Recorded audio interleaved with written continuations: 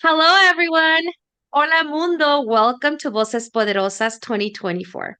I'm Jackie Bouvier, here to shine the light on our nation's most powerful voices of influence. I'm honored to have created a movement that highlights and celebrates the brilliance of our best Latino leaders in the country. These interviews inspire and empower our Latinidad, showcasing voices that impact and drive change. Voces Poderosas is a transformative shortcast, spotlighting trailblazers, pioneers, catalysts, and leaders. These exceptional professionals bring insightful wisdom to inform, inspire, and empower you and help me and you catapult ourselves to the next level of success and our personal empowerments. But today, I am excited because I am so thrilled to introduce to you someone I just admire so much and deeply. Una persona que I say she's my amiga, Marta Ronquillo Newhart, a dynamic leader, trailblazer in corporate strategy, brand transformation, and crisis management. Marta has held top roles in Fortune 100 companies, including Chief Marketing Communications, Brand Officer, where she's driven transformative results across major mergers, acquisitions, brand evolutions with deep digital transformation and risk management expertise. Marta has built a reputation for crafting impact driven strategies that boost company value, revenue, and industry influence. She's recognized with numerous awards. Marta has truly redefined the role of a CMO and COO in today's corporate world. Marta, bienvenida.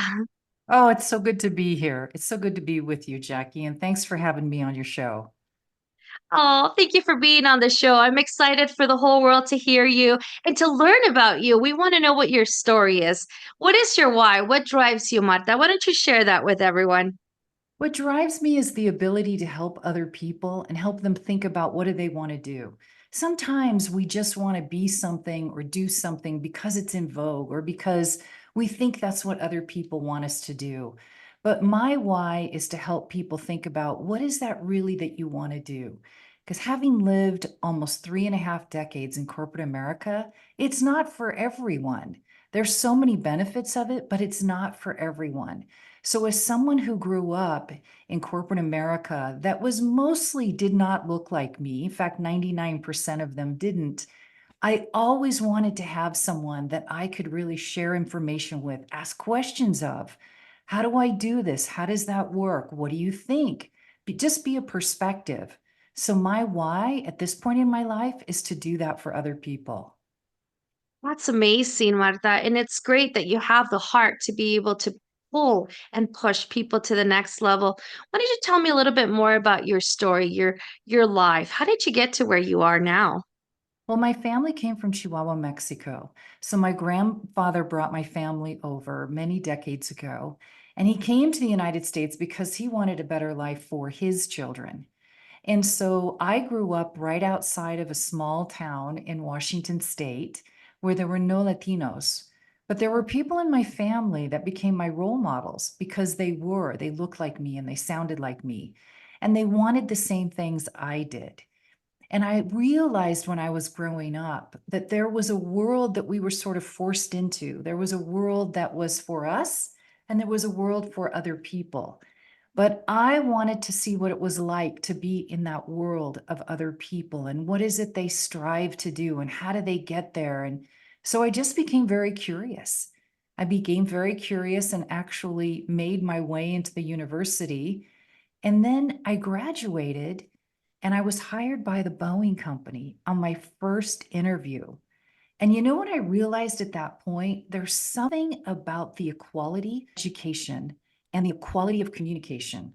If you can communicate well, you can almost do anything you set out to in life because not only can people identify with you, they can understand you. And great leadership, one of the best qualities I think is about communication. So I realized there was something there when I was talking and interviewing and going on job interviews and things like that. They would listen, and each time I would get the job. And no one ever said, "Hey, you're a really good communicator." No one said you're going to be successful someday. Nobody said, I want you to be a part of our group or a part of our community because you communicate well. I just realized people were listening to me more than they were my boyfriend or my other friends. And I thought, what is that? And then I realized as I got deeper into my career that there's something about communications that is the great equalizer. It's something, if you do well, it really paves the way for you to be successful in almost everything. And that's professionally and personally. So that's amazing. I'd love to know how that played a part in, or how that played a role in your Latinidad professionally. Yeah, I think that the one thing I noticed earlier in my career was that they pulled together a group of high potentials. And every corporation has these. They call them hypos. So people that they think will go somewhere. They see something in this group of young people and they want to help develop it. Well, I was one of those people who was pulled into a group of high potentials. And in that room, there's probably 15 people in that room. I didn't see any Latinos. Mm. And by then, I was already married and was using my husband's name. And so I thought maybe this is something that's important to them, that you don't express your Latina dad. But then how do you hide it? How do you hide this? How do you not show up of who you are? And in that room, everyone was asking everyone, what's your name? Where are you from? What are you doing? There was a senior level person in there, very senior level within the company. And he looked at me and he kept saying, Marta, Marta, you're somebody.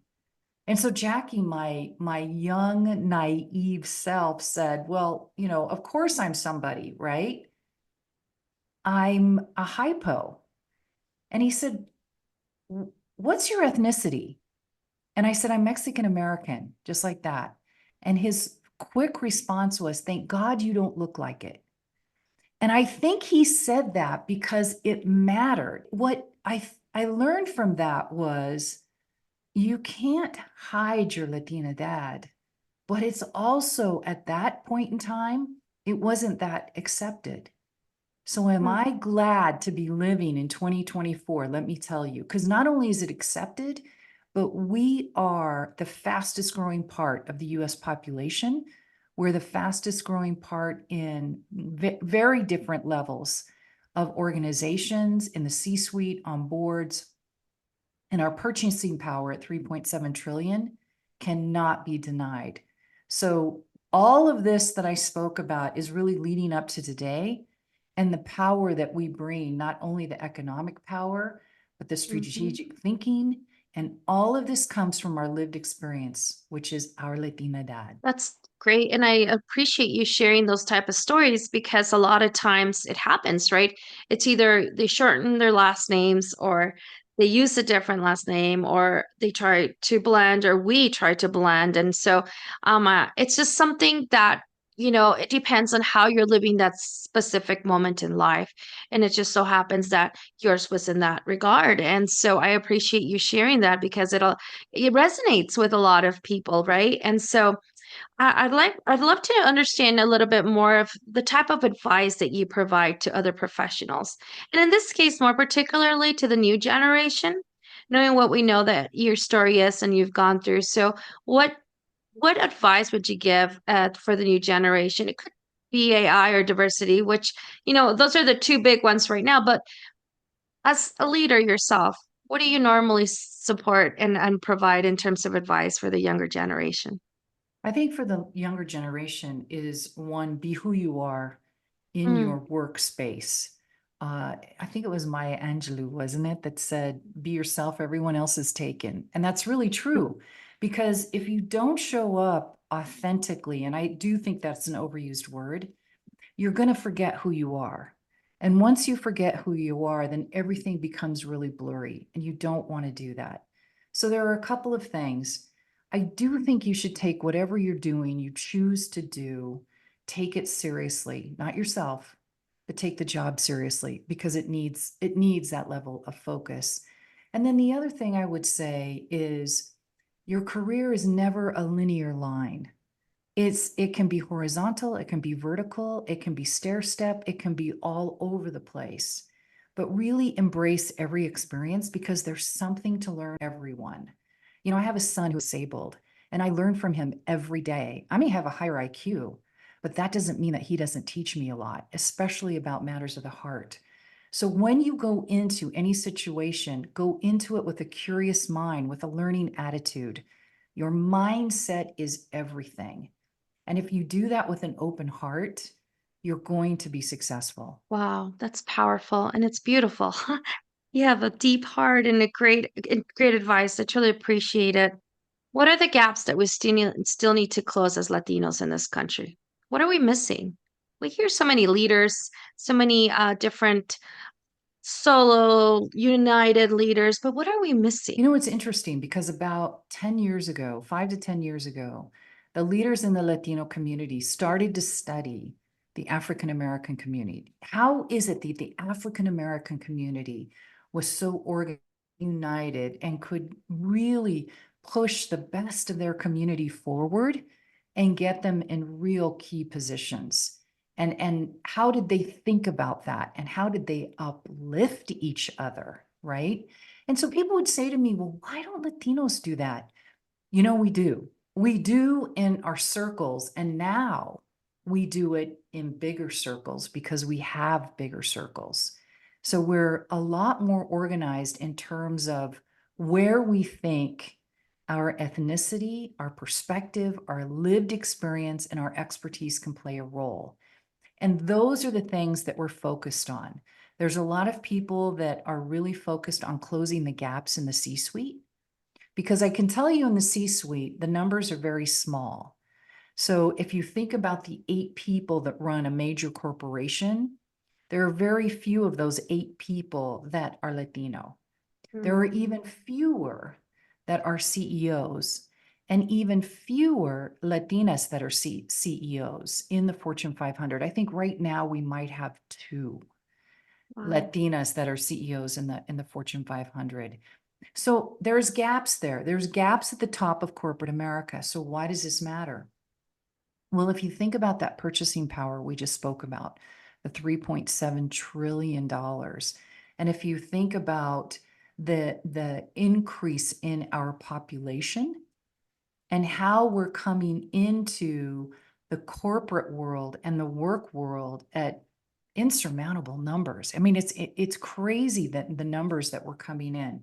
It's also important to note the numbers by which Latinas are starting small businesses. It's very high. So if you think about that, and then you think about all of this population coming into the work world, the business world, the small business world, all of those things. But yet at the top, there's still that big gap. And I will tell you, Jackie, there's a gap in between.